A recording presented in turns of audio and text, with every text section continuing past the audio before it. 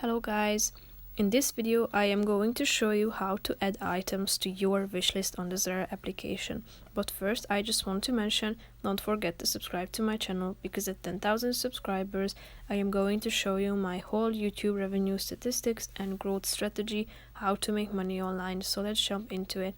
First of all, open the application on your phone. Then tap on the search bar or either the menu to search for the product you are looking for.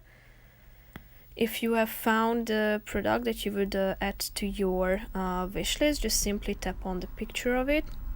And then as you can see, there is this icon, this save icon in the middle of the screen next to the shopping bag icon. So just simply tap on it and now you have added this item to your list. So that's pretty much it for this video. I hope you found it helpful. If you did, consider subscribing and see you in the next video. Bye bye.